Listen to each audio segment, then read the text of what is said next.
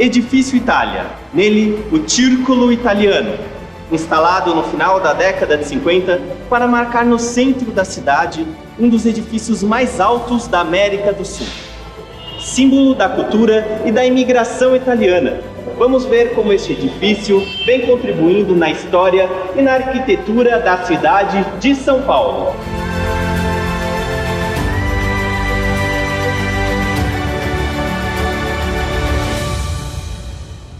Meu nome é Giuseppe Giovanni Pagano.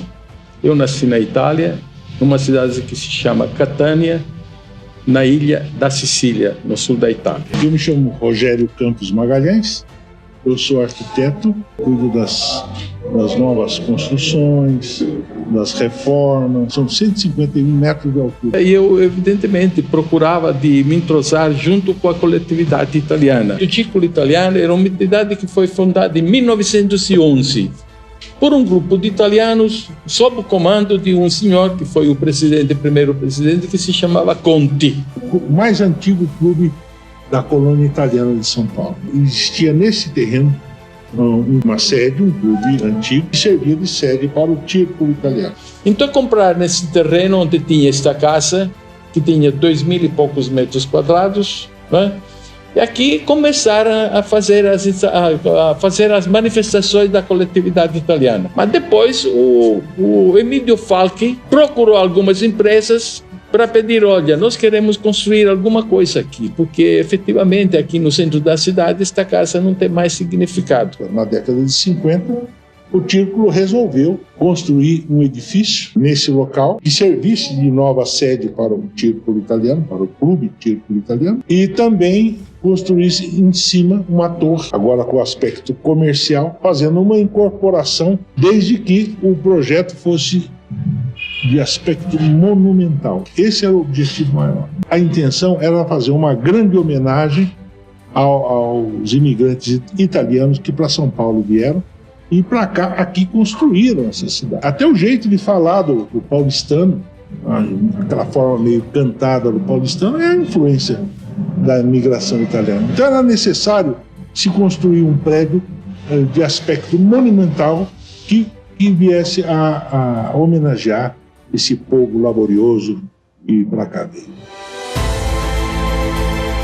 Fomos buscar informações referentes à certidão do imóvel, para que pudéssemos entender melhor as transformações que aconteceram nesta região durante este período. O documento foi localizado no 5º Oficial de Registro de Imóveis da capital e solicitado pela Central Registradores de Imóveis, serviço eletrônico dos cartórios de registro de imóveis, que permite, entre outras solicitações, fazer o pedido da certidão em papel. Após algumas buscas no sistema, recebemos o documento, que apresenta descrições pertinentes ao imóvel.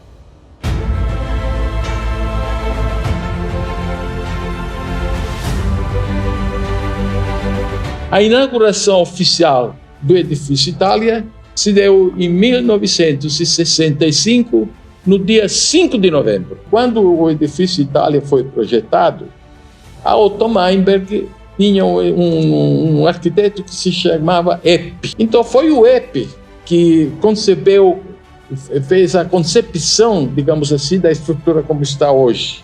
Adolf Franz Hipp, arquiteto alemão naturalizado brasileiro, se encarregou de fazer o projeto arquitetônico do Edifício Itália, que projetou para aquela ocasião um desenho modernista e contemporâneo para a cidade. Linhas retas, sóbrias, sem nenhum tipo de enfeite, de cornija. 20 anos antes, ainda construía em São Paulo o neoclássico, que é o caso do Tribunal de Justiça, que é o caso do Teatro Municipal e tantos outros. Mas se você pega um Edifício Itália com linhas modernas do lado do Teatro Municipal, dá a impressão que existe um período de 100 anos de diferença entre um e outro. E não. Às vezes você vai ver 20 anos, 15 anos entre um e outro. Mas foi exatamente nessa mudança da arquitetura neoclássica para a arquitetura moderna que acabou influenciando São Paulo inteiro.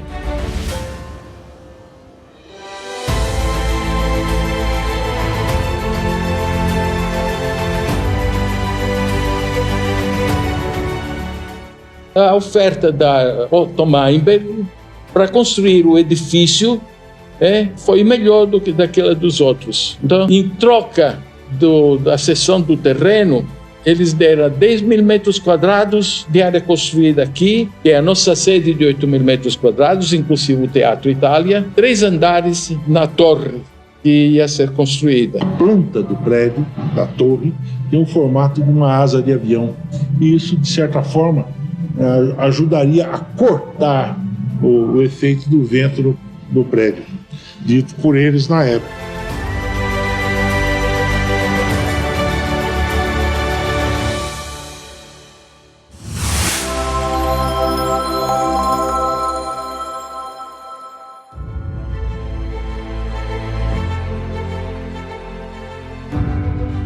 E ainda o Emílio Falchi, um dia numa reunião, disse: olha, esse edifício tem uma condição, tem que se chamar Edifício Itália. Então, a partir de 1958, o edifício começou a se chamar Edifício Itália.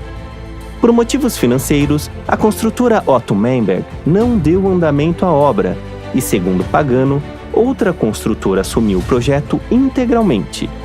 Andrea Ippolito, presidente do Círculo Italiano na época de sua construção, passou a chamar aquele edifício de Edifício Itália.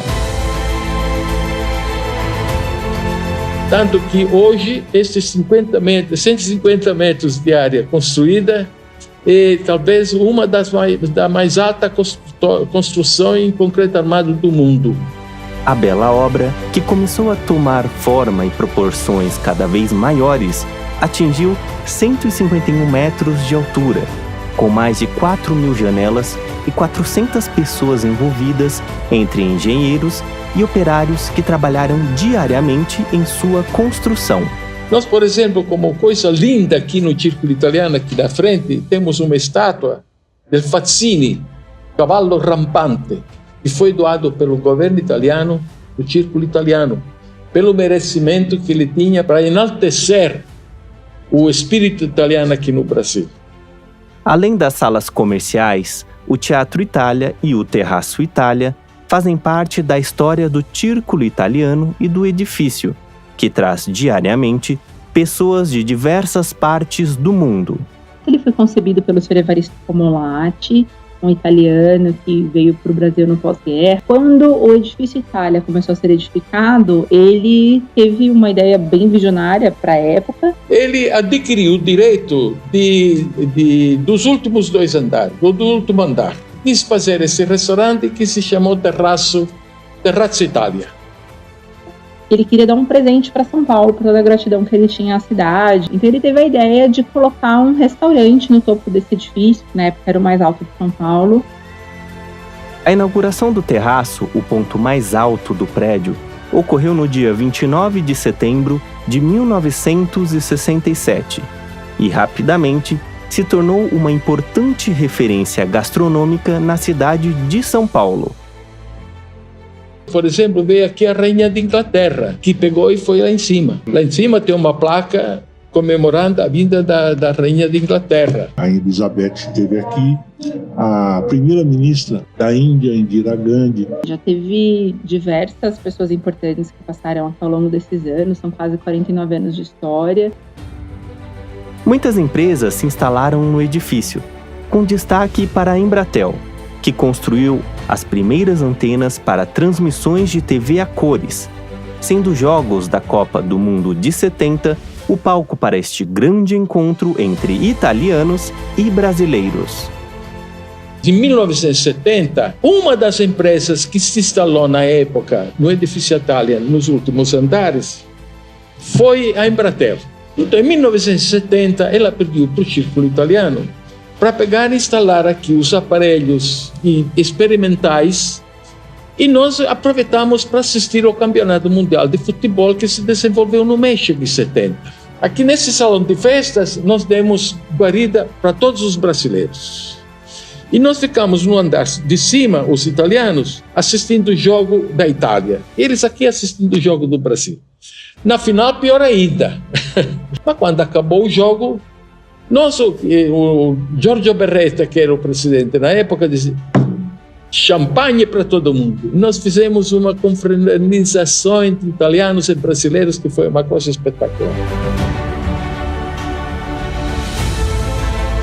Mas aqui tem umas características bastante interessantes. Foi feita uma escavação para construir o Teatro Itália. Porém, ninguém esperava que ali foi atingido um lençol freático. Isso fez com que a obra ficasse quase um ano parada, sem saber o que fazer. Eles resolveram construir um poço mais profundo que o teatro, que capta toda essa água. Então nós passamos a usar parte dessa água para jardins, lavar calçada. Pode faltar água na cidade de São Paulo, que o edifício Itália tem água para dar e vender.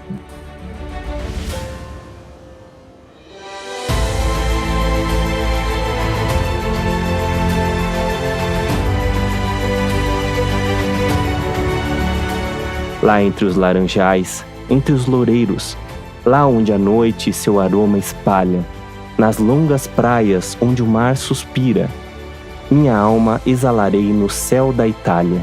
Concede ao sonhador que tão somente entre delírios palpitou denleio, numa hora de paixão e de harmonia, dessa Itália do amor morrer no seio. Itália, de Álvares de Azevedo.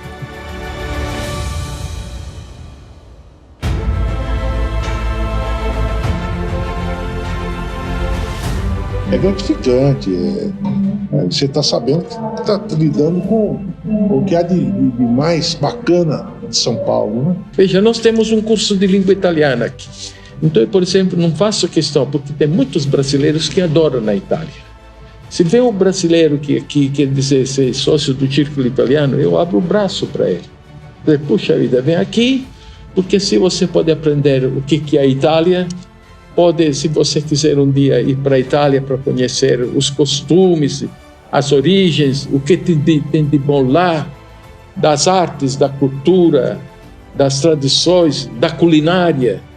Então, todas estas coisas nós queremos manter vivas e tramandar para aqueles que vêm depois de nós. Esta é a mensagem que eu posso deixar com o desejo e a certeza que a turma que vem depois de nós possa continuar essa tradição que nós estamos mantendo há muitos anos aqui dentro do Círculo Italiano. Muito de nós, eu inclusive, né? Tá bom? Você sabe qual é o melhor lugar do mundo para se viver? É onde você é feliz. Onde você for feliz é o melhor lugar do mundo para se viver. Eu estou feliz, por quê? Porque eu estou onde eu sou feliz. Aí, assim... Eu posso te dizer com satisfação uma coisa. Eu tenho falado sempre para meus filhos que eles têm que trabalhar para que o Brasil seja sempre maior. Mas não se esqueça que os pais deles são italianos.